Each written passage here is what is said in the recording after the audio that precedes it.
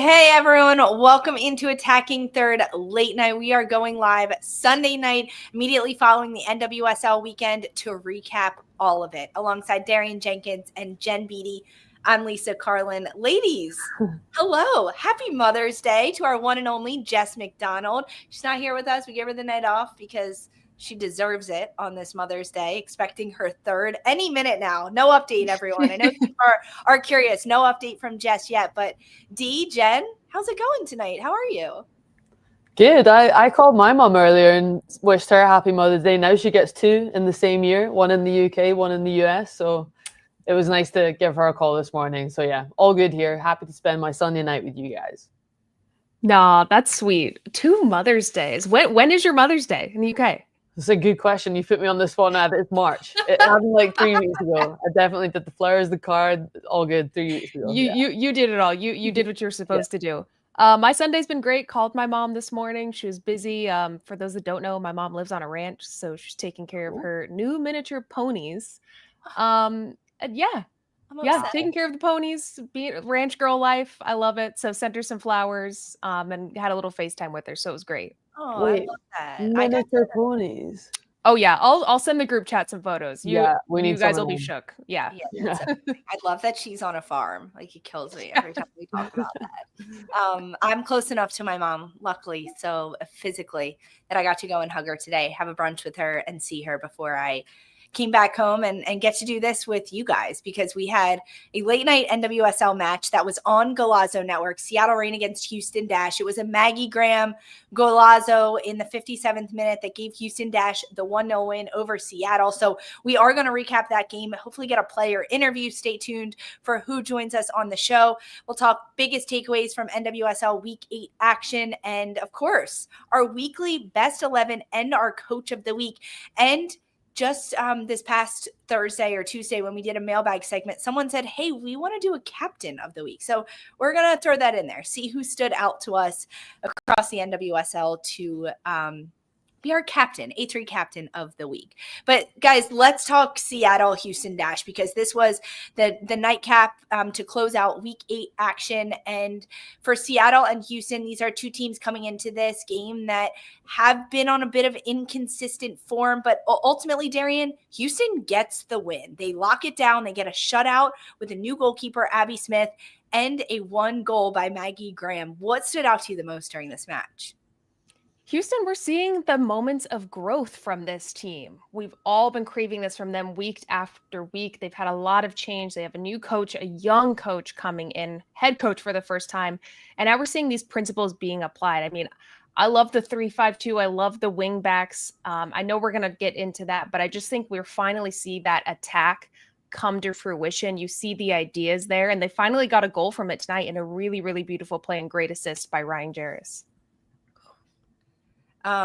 This Houston team has tried a lot of different things, and they're still trying to find like their mojo. I think when it comes to being on the ball defensively, they look pretty stout tonight, guys. They were really narrow between the lines. They weren't necessarily in a low block, but they didn't give Seattle a lot of space, because they know that with Lynn Biondolo, Maddie Dowling up top for Seattle, they want to go. They want to send balls in behind, and Houston did a good job of dropping back. It's been an evolution, Jen, of how Houston has played. And now under Fabrice Cottrell, we're starting to see these little identifiers come through that tell us exactly who Houston is. But what have you noticed in how they've evolved and changed? I think shutouts are huge in football, honestly. I think it gives the forwards so much more of an opportunity to go and play. But I think tonight you're spot on. When you're up against Biondolo, you want to press and stay high, but you don't want to give her too much space to exploit in behind. And I feel like Houston just got that balance so well. And on the ball, I thought they were brilliant. And I think they have been they showed moments of that last season, that just not more consistency. Whereas tonight, I love they're playing through the lines and really occupying spaces really well across the entire pitch. So I think to get the goal in the second half, that their team is going to the next level. But you're right, they need more consistency this year. They've had a couple of wins, but it's can they get back to back? I think Portland will be a huge game for them on Friday coming up. But for me, they're playing more cohesive football. They seem to be connecting in better areas of the pitch, which we're not seeing from other teams in the league at this moment. Lisa, what do you think was the big key factor for Houston today? Like, what's the moment that you saw that you were like, oh yeah, this team has grown a lot?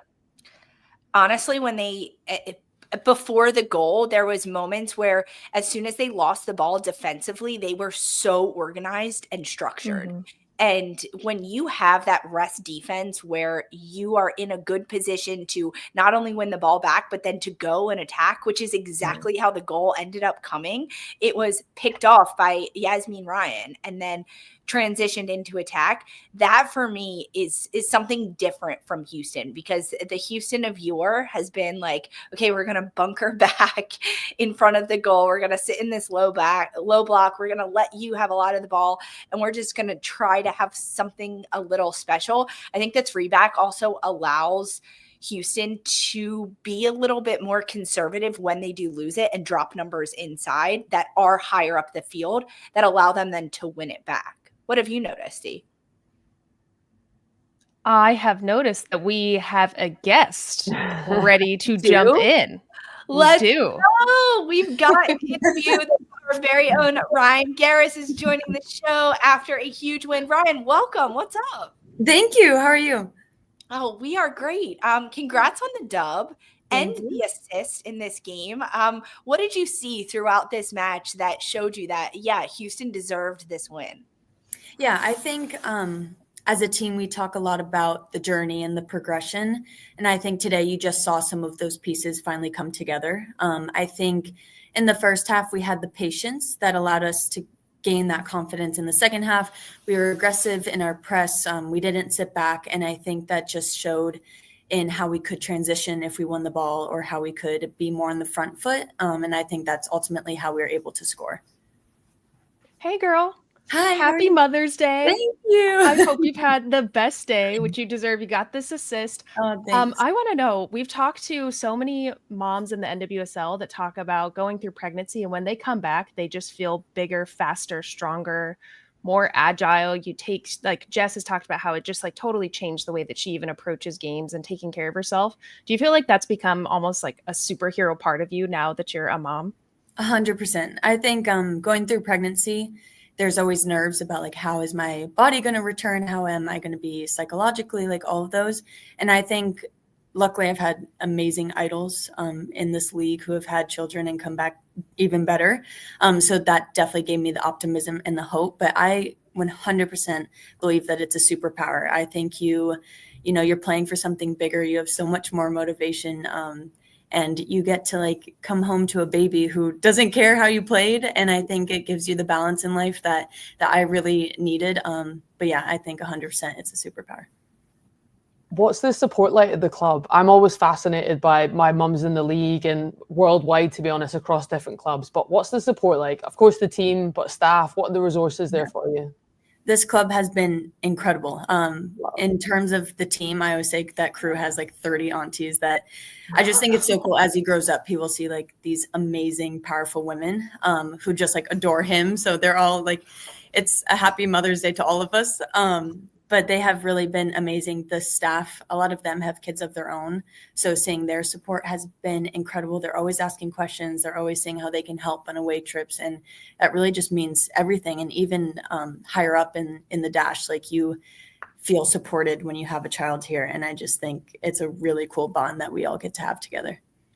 Congratulations. I mean, it is not easy. Jess has talked about that and how much she had to kind of pave the way for mothers in the NWSL. And now you're getting to really live that out. You talked a lot about the physical side of it, but mentally, you look great out there. You look confident. You look sharp on the ball. How has that changed, the mental side of the game for you? Thanks. Yeah, kind of how I mentioned it, it's given me a lot of balance.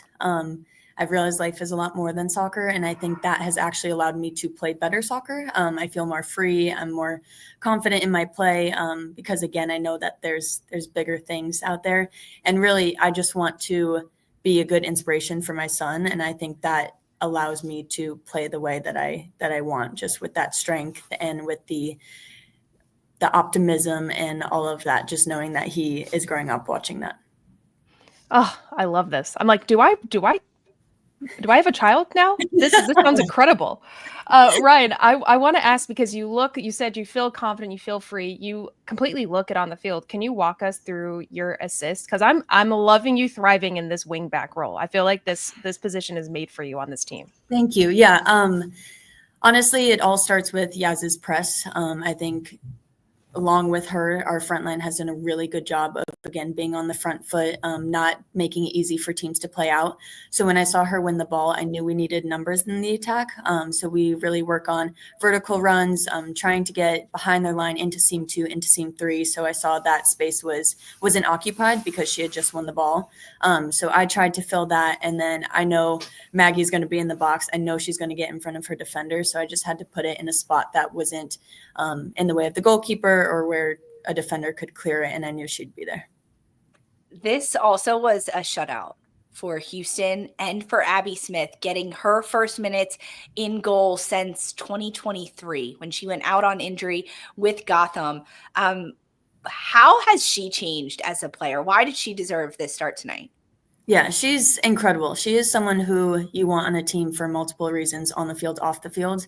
And I think she shows up to training with a smile and with a good attitude and with intensity every single day. So, yeah, I mean, it was her turn tonight, and I think she showed up big. And something about her, you're always going to hear her on the field, which for me, being in this new position, really helps. She's very good at being direct in her communication. And I was just really proud of her, and to see such a good performance from her was awesome.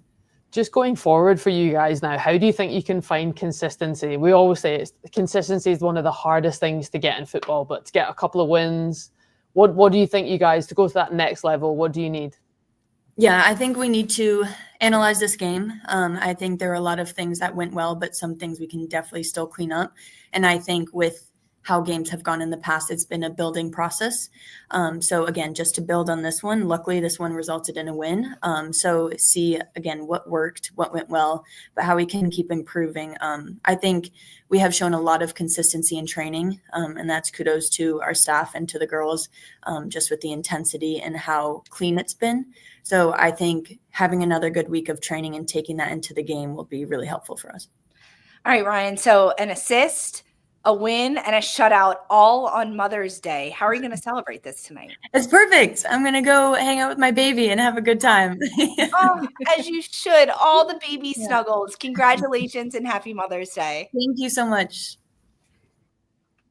Wow, guys, this was so fun to talk with her. I've never spoken with her in this type of setting. She was great. I mean, it was cool to kind of get some of the insight into, I think, Abby Smith and really being a mom. I'm so fascinated when we talk to players about that.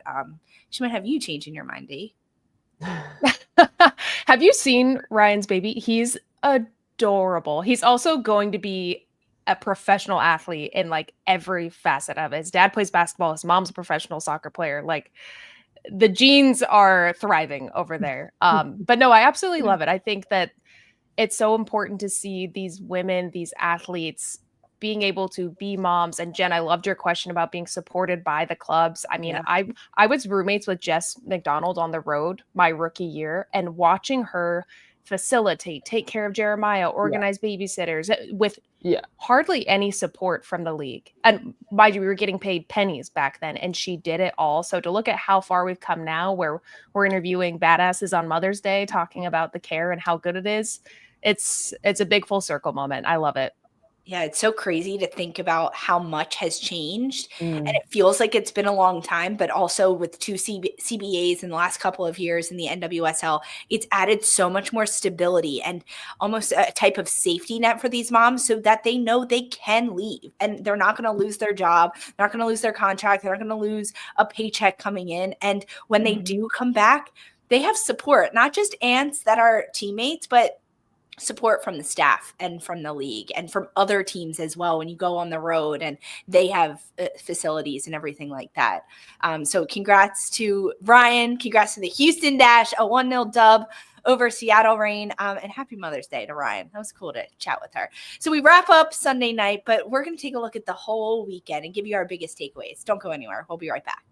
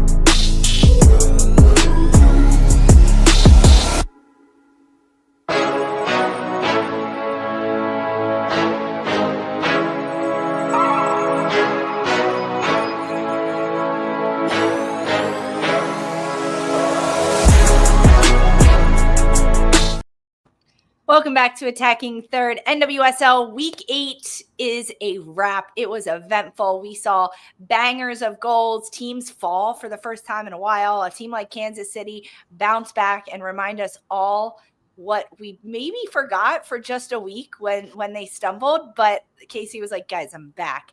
So we're going to talk our biggest takeaways. Jen, when you watched this weekend, what's the biggest thing that stood out to you?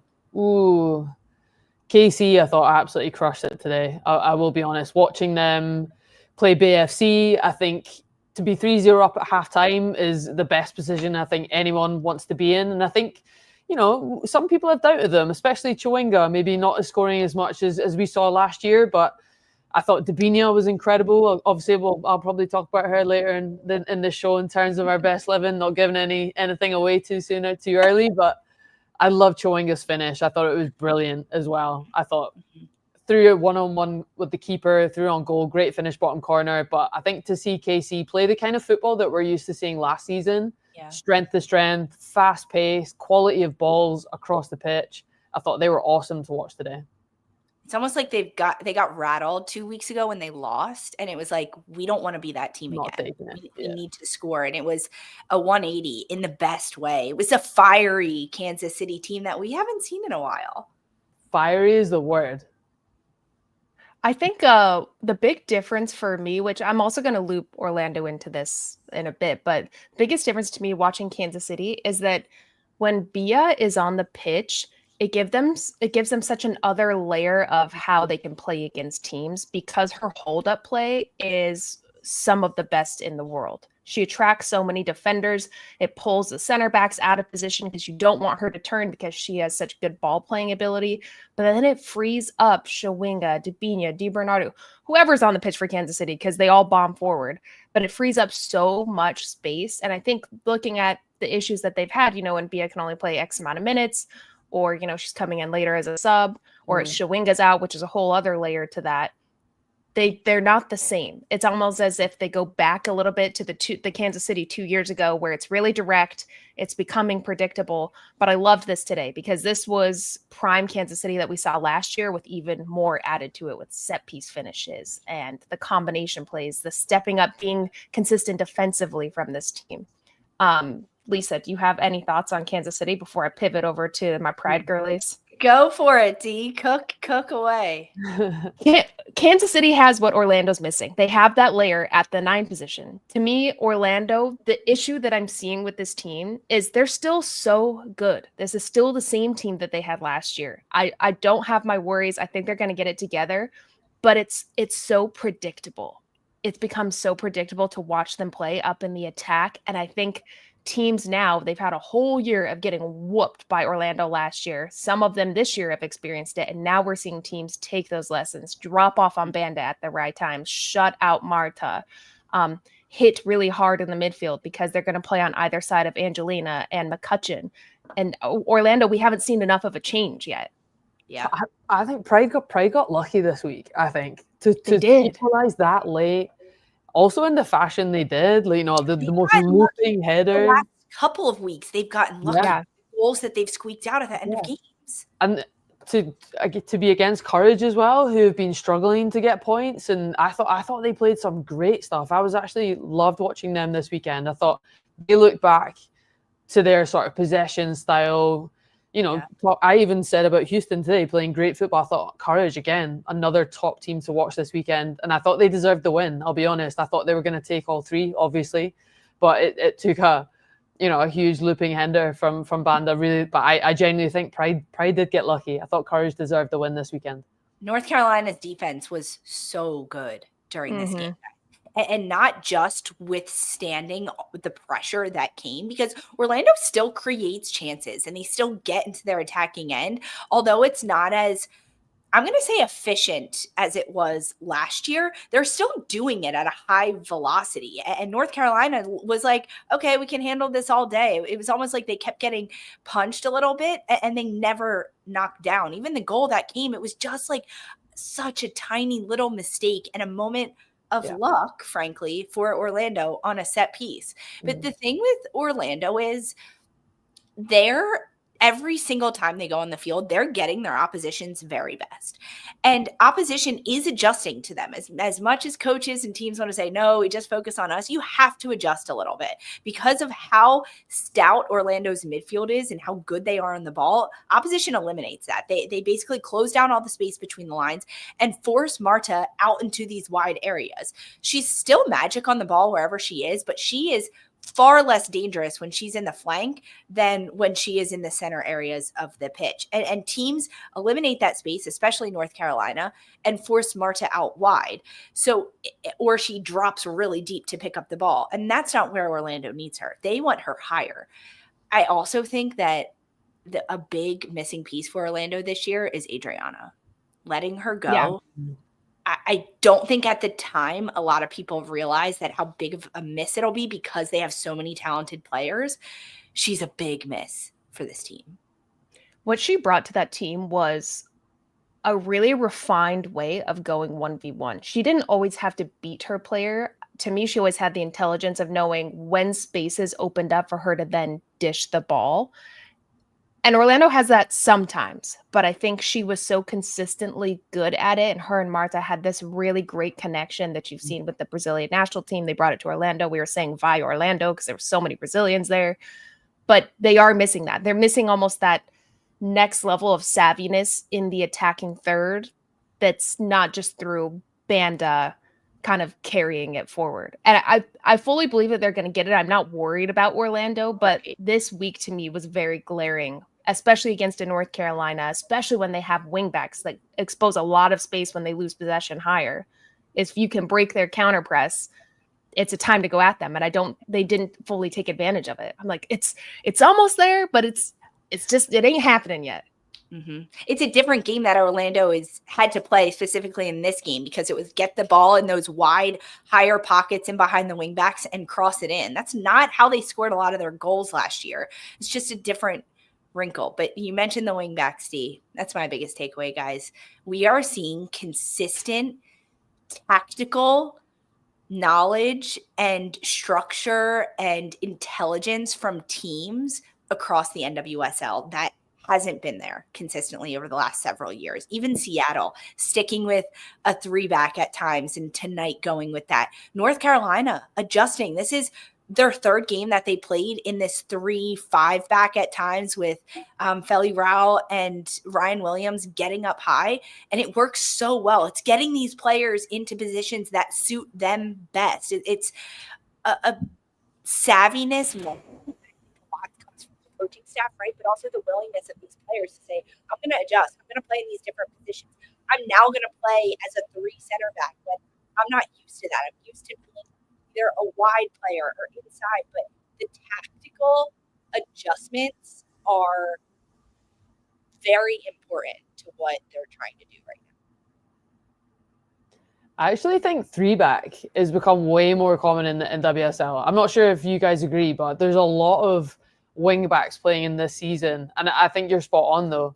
You have to be able to tactically adjust, and I think we're seeing that with the Pride. Maybe just not, teams maybe figuring out how to play against them, how to figure out how to stop Banda, how to stop Marta, as crazy as that sounds. But I think in this league now, you have to become more tactically sound, be able to adjust, be more flexible, be less predictable week in, week out, or teams will figure you out. But I completely agree. If you get the wing back in a 3, there's so many more options in terms of build up. I used to love playing it as a player, as someone who's played center of a 3 in a back line. Loved it. I felt like there were so many more angles. I loved it in terms of build up. That was going to be my question, is because you've played at the highest of levels, and I imagine in some sort of like 3-back fluid formation or in just a straight 4, but I would assume the teams that you played on, how you guys attacked, you've played in 3-backs, but you enjoy it because of the attacking options you had. But what about the defensive side? Like, is it more precarious? No, so I think you just have to be so tactically sound with wherever the ball is on the pitch, based on kind of what Lisa was saying with counter press and tactical structure when you have the ball, so that when you do lose it, you're not running back 50 yards because you're out of position and you can just counter attack. You're positionally set up. But no, I think it's so interesting watching Houston specifically because, they're so set up and structured in the back 5 when they lose the ball, and the back 5 are ready and waiting to step up into midfield and when to pop out, and everyone is cohesive and disciplined and staying structured. And I think a back 5 or back 3, however you want to say it, sounds really defensive, but it can be so effective going forward if you just do it at the right time. And the wing backs just have to be, 1, incredibly athletic, Yeah. but two, tactically sound of when to tuck in, and when the other one's gone, you can't go. So it's this awesome balance throughout the whole field. I could talk about it quite a lot. I actually really like it. Yeah, I'm hearing you wax poetic about the three back. Yeah. I like you nerding out about this. You gave some love to Houston because they're doing it right structurally in their counterbalance and how they're structured defensively to react once they lose the ball. But we're seeing a lot of different teams play in this 3-back, 5-back, whatever you want to call it right now. Who's maybe not doing it as effectively as they could be? Oh, that's a good question. Well, tonight, watching two teams both do it, shall I say, right? Houston were more effective than Seattle. I think especially when you're both playing the same formation and it's almost like player for player all over the pitch, you have to have more interchanging movements. You can't be set and structured. G was very isolated on her own, I thought, tonight. Yeah. They weren't as close together. They couldn't get her on the ball as effective. She was always the free player, and they rarely found her. And I think if you need to be effective going forward for Seattle, is getting her on the ball. So I'd say watching two teams play a similar system tonight, Houston were much more effective with it, I thought. Would it have been better for Harvey if she switched to a 4-back? Darian, were you? Say that again, Lee. Sorry, broke up there. Can you guys hear me? Yeah. Mm-hmm. Okay. Would it have been beneficial for Harvey if she switched back to her 4-back, regardless of the personnel, but based on the opposition, knowing that Houston plays in this 3-back? I think potentially, yeah.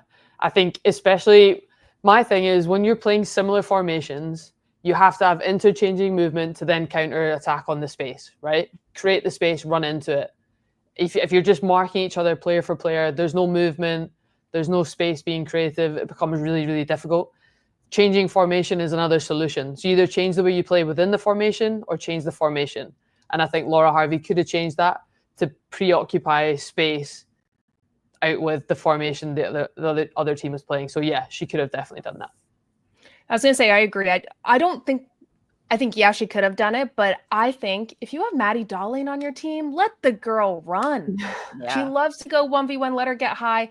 I personally loved playing a 3-back for the same reasons Jen said. You have flexibility in the attack. It can be ultra defensive, but when you actually possess the ball, you break teams down. If the other opponent's team, I think Houston did this to Seattle, then you have to sit and drop back when the team's building better. You have ideas up top. Seattle was also a team that was really predictable. Yes, you have Lynn Biondolo, so of course you want to get her going in behind. You want her to run down teams. You want them to stretch the field. But it left so much space for a player like G, like Jen said, that we didn't get to see enough of her brilliancy on the ball because they were playing predictable long. And Houston were doing a really good job of dropping off. Abby did a really good job of coming out of her goal and picking the ball up. So there just needs to be more to build on this than we're just going to send it long because we have so many numbers up. What's the next iteration of this? Which, of course, we know Laura Harvey's going to come up with it. I'm sure this was just getting this under our belts. Yeah, we need some 90 minutes. Like, I'm, again, another team where I'm not worried. A team that I did love seeing that my heart kind of broke for them this weekend, ladies. San Diego. Ooh. I have been loving watching them play. They're one of the teams that keep their undefeated streaks along with Portland, Louisville, Courage. But they could have won it. It was just in the last minute. Kennedy Wesley, my girl, I'm so sorry. She gets the red. It's a penalty.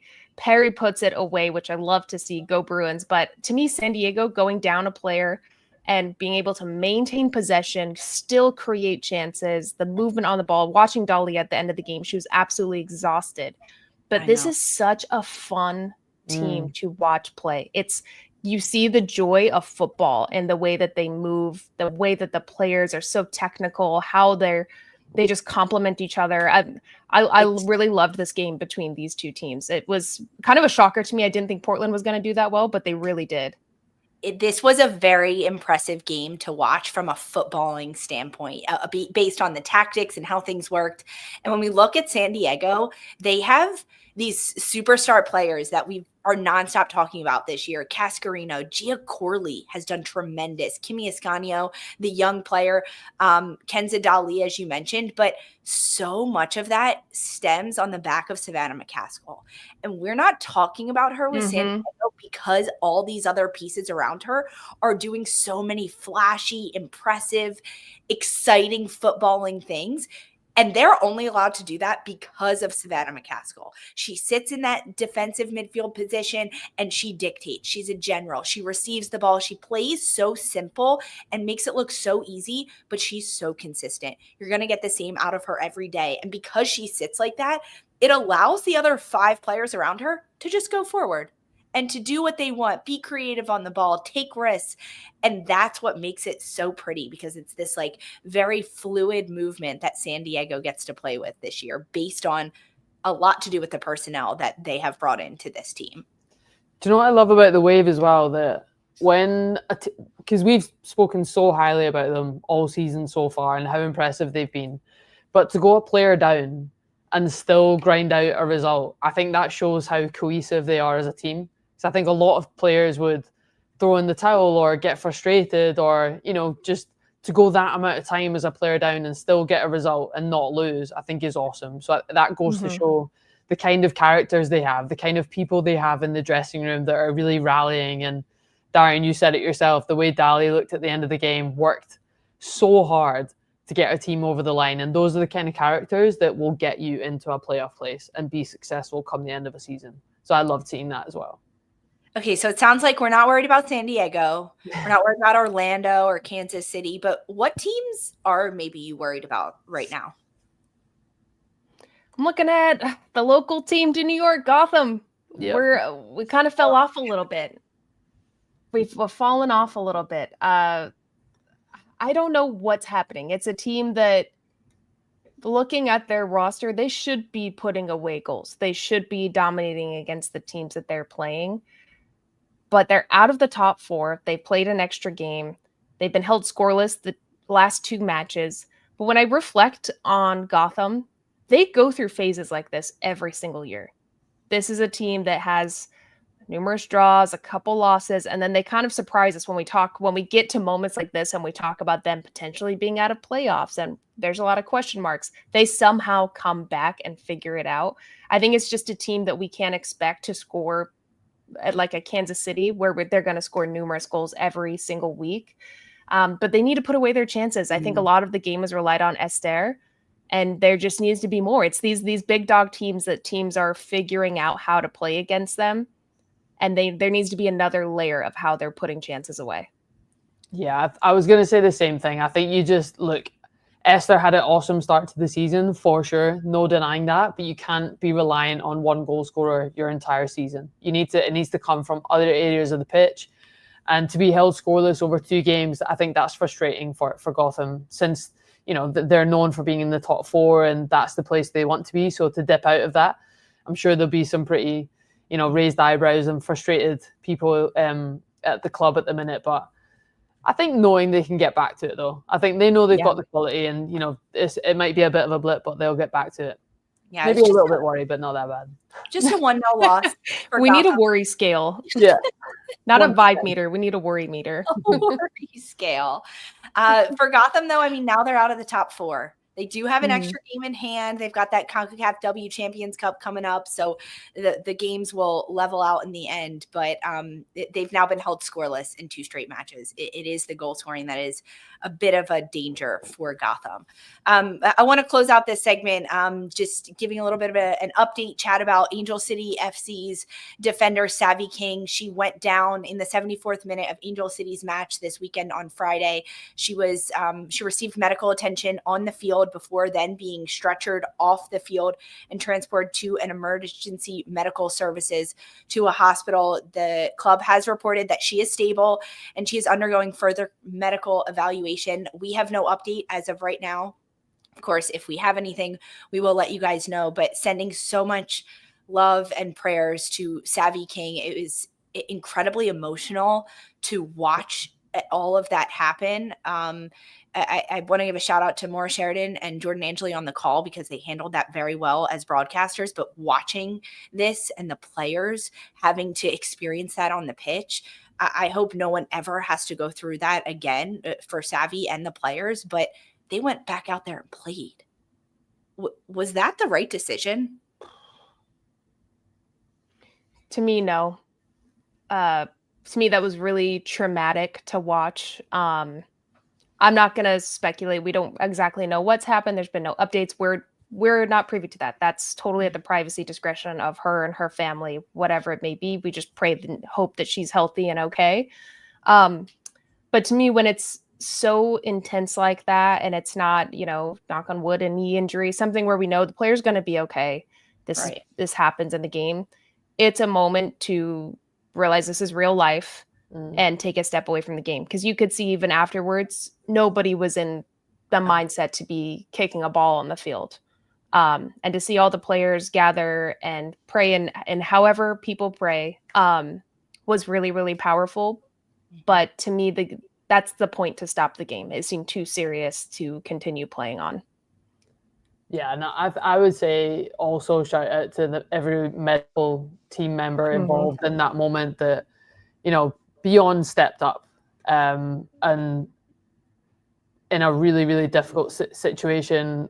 Athletes are, we rely on those kind of people in really, really difficult roles. So credit to them for stepping up. But yeah, I think it was awful to see. And I think, to think about football in that moment would have been really bizarre for players to go into. Yeah. Having seen, whether your teammates or not, it's still colleagues, and we all play this sport we love. So to see a really difficult moment, I think I have no idea how anyone's head was on football after that. They would have just been wondering whether she was okay, and that's ultimately what's more important in that time. So I think it's credit to everyone that was there, everyone that managed to continue with the game and look after the situation in best way possible. And we're just sending, like everyone said, all the love and well wishes to Savy. Exactly. Sending so much love to Savy King. And if we hear anything, we'll keep you updated on Attacking Third. Don't go anywhere, guys. We've got one more segment coming up for you.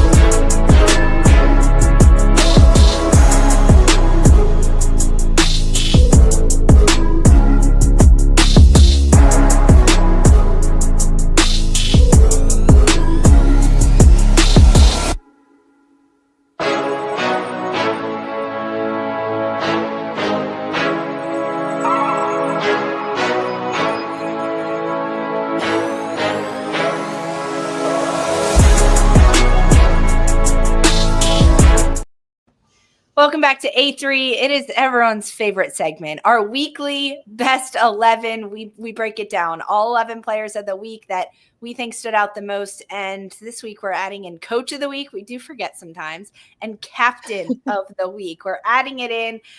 Thanks for whoever wrote in and recommended captain, because I like this one. I got the forwards. Jen, you got the midfield. D, you're going with the back line. Do you want to start in the back, my friend? Oh, I can start. I feel like backline is the most controversial, where everybody like prods and pulls. But I'm here for it. I'm here for my backline hate. But first, I'm going to start with Maroney. I'm going to do defenders and goalkeeper. So Maroney, San Diego.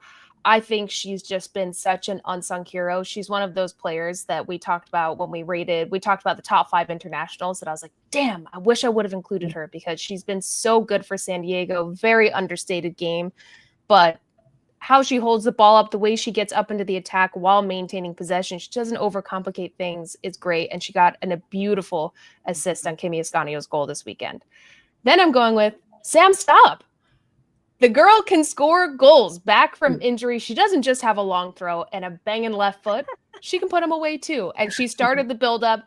She was in the midfield. She played a ball forward, and then you just watch her long stride launch up the field, and she keeps going, and the ball ends up, there's a cross. She ends up being in the right place, right time, puts it away for Chicago. And so I wanted to give her credit, because we don't have a lot of Chicago players on our list, and I think Sam Staub absolutely earned it. Next up, Lisa, you're going to love this. Tara McKeown, your girl, ride or die.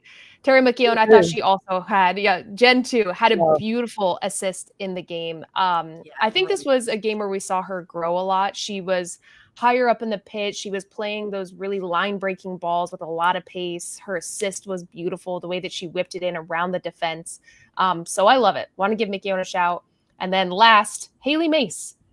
2 assists on the night. A start for her was huge. That team is difficult. One, to come back from injury, then to break into the starting lineup. And she shut down Rachel Kundanaji. Defensively, yes, on the corner, she was on the wrong side. She should have been in front of her defender. Sure, that happens. Mind you, I was on the show with Kelly and McCall. They gave some defenders that scored own goals that day. So I'm like, okay, we're giving defenders grace. I have a higher standard. Whoa. I still think that game would have been different if Mace wasn't there to set up play. She had 2 assists as an outside back. I know. I think she did great. And then last but not least, I'll let you guys poke holes. Abby Smith is my keeper. Nice. Abby Smith, first season start since August of 2023.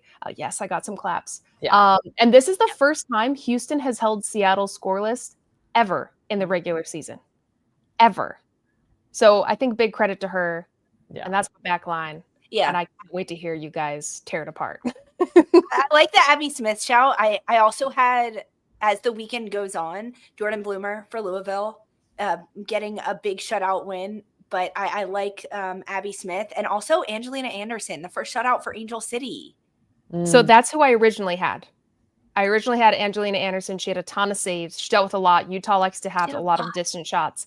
But I want to give Abby Smith some love. This is a long time coming as a goalkeeper after an injury that she had.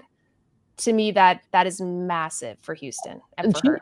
She looked confident tonight as well. I would say, because it's a big move for a coach to change a goalkeeper at any point in the season, right? Week 8 or not. But for someone who's not played a lot to be back in tonight, I thought she looked so confident coming out, made some good catches, made some good saves. So it's credit to her. She's obviously worked so hard to get that shot, and she would be my GK pick as well. I like Abby Smith for your goalkeeper. I'm gonna poke a hole in Haley Mace. Okay, who else would you put? I think Macy Bell with North Carolina Courage eliminated Barbara Manda. She did so well. So I did it like a 4-back. I had to pick 4. I know. Omid in our chat is like, I think Darian's gonna go with the 3-back. I think she's we got to start basing our 11s off a back 3, a back 5 now. Yeah, I mean, I would love that. I would love that. But okay, we can swap that. I agree. She was another player that I had written down that I thought was great, but I think a little bit of recency bias and the 2 assists kind of swayed me towards Hay. I know, but it was pretty poor defending from Mace on the goal. They scored 4, whatever. Okay, so who are we going with? Maroney, Staub, McKeown. Jen, you're our tiebreaker. Do you want Haley Mace or Macy Bell? Ooh, Haley Mace, I think.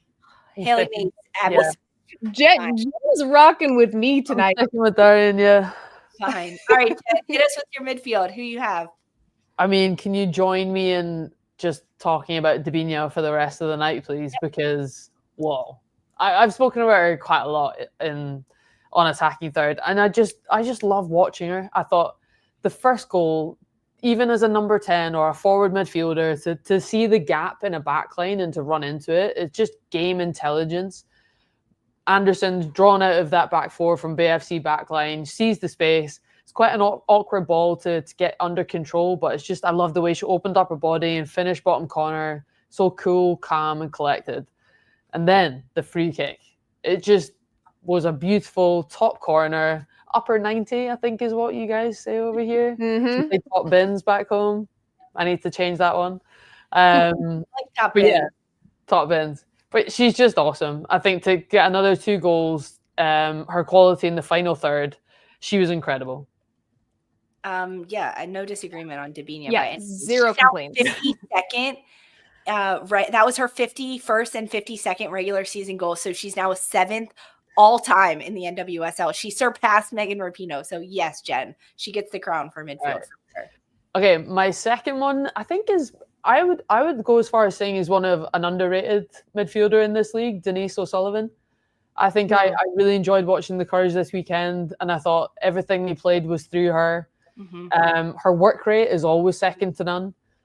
Dali just missed out, by the way, on my midfield, and based on work rate, to see her go to another level. But I think Denise O'Sullivan, obviously I know her really well from being in the Scotland versus Ireland national team setup. And I think she's captain for her team and deserves that position. And I think watching her this weekend, how much of a pillar she is in that midfield. So she's in there. She's my second midfielder. My third one comes from Taylor Flint's absolute rocket. Yeah. A goal. And I was just like, her first goal of the season, I think, this year. Mm-hmm. And I was just, she has to be in my midfield. I think if I'm in charge of midfield, Taylor Flint's in there. Get her one against. Yeah, sorry, not in charge. Just or in charge. You're in charge. You're in charge. So yeah, I thought rocket of a goal to get the 3 points for a team. What a feeling that would have been. And it just what a goal, side netting from that far out. I hope she's watching that on loop back home this weekend. So good. That banger is good. I had Claire Hutton written down because of the assists that she gave on the one Debinha goal and her defensive structure, right? Like she has this freedom to float and go a little bit higher, but also get back. I like your 3 though. I did have Claire Hutton written down, so I'm going to throw her out there. I had McCaskill in there too. I think unsung hero for at San Diego, but I love those super effective game changers. Zero complaints from me. We were for those listening, we were joking in the group chat like Deb just makes it easy every week. It's like MVP already. Honestly, if I have the midfield on, it's like I'm like Debinha, Deb's in there. Debinha. You don't even have to watch the game. It's like, I'm like, so good. Okay, so we're going Debinha, Denise O'Sullivan, and Taylor Flint as our midfield trio. Yeah. All right, I'm up. Our forward line. This one, was very tricky for me. I'm going to start with Kristen Press because she subbed on for Angel City, getting the most minutes she has all season. 20 seconds later, she scores an absolute banger on her third touch, the first time she gets the ball, and it was huge. So I'm going with Kristen Press.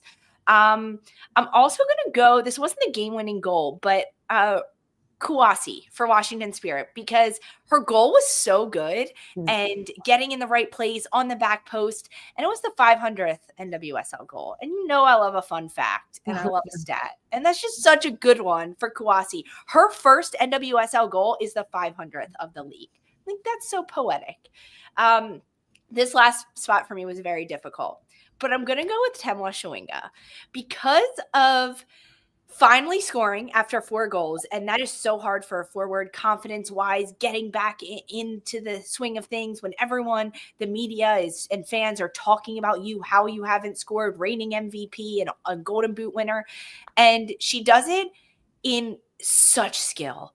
The angle is so closed down, and she just makes it look so easy. So those were my nominations: Press, Kouassi, and Temwa Shawinga.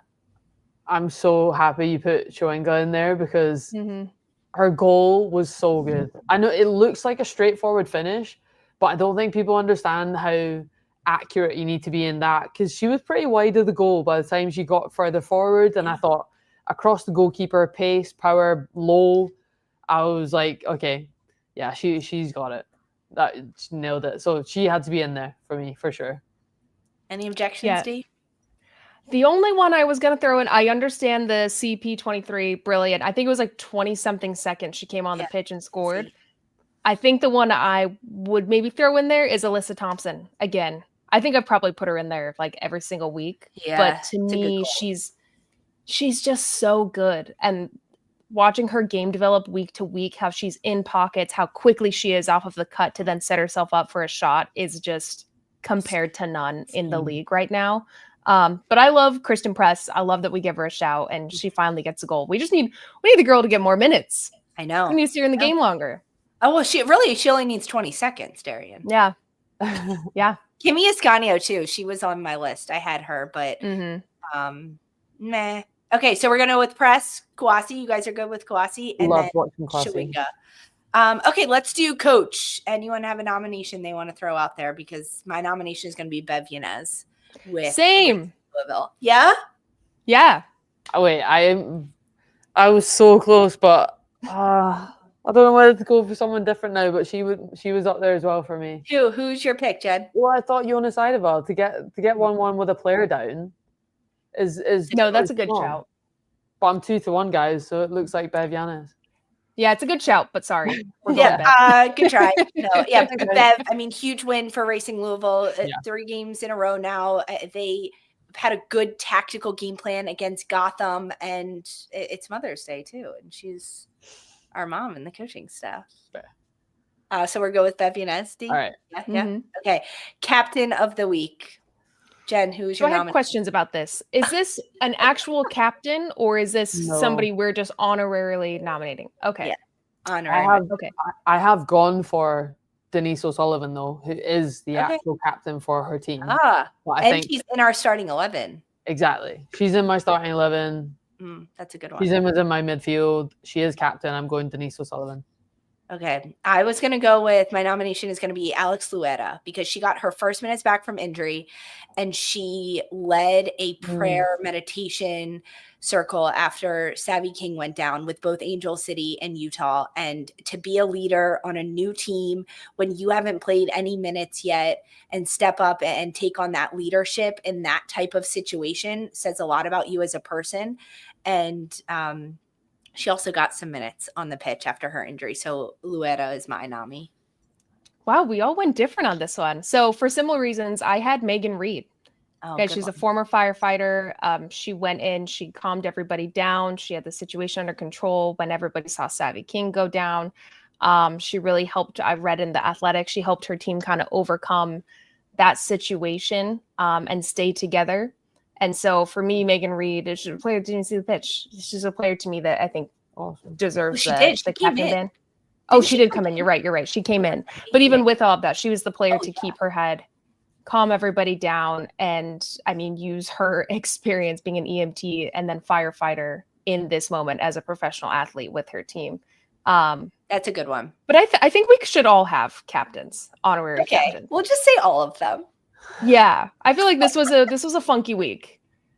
I think this was a funky week, and for all those different reasons, they deserve it. We can do whatever we want. There are no rules, and also all the honorary captains are also all of our moms, and all of the moms out there that are moms, and the players that are moms, and moms that work with us at A3. Shout out JMac, all the moms as well. Okay, can we do that too? Yeah. Yes, I love that. Guys, final thoughts before we close out the show. Jen, anything from you? No, happy Mother's Day, everyone. Let's go. Happy Mother's Day. Happy Mother's Day, Mom. Love you so much. Love it. Guys, thanks for watching it. Attacking Third is back tomorrow. We've got Kansas City Current's Lola Bonta on the show. Dee, you'll be chatting with her 4:30 Eastern live on YouTube. Live on YouTube. Tune in. Live on YouTube. You can always listen to it as a pod anywhere you get your podcasts. Thanks for hanging, guys. For Darian, Jen, and Mark, I'm Lisa. Happy Mother's Day. This was Attacking Third.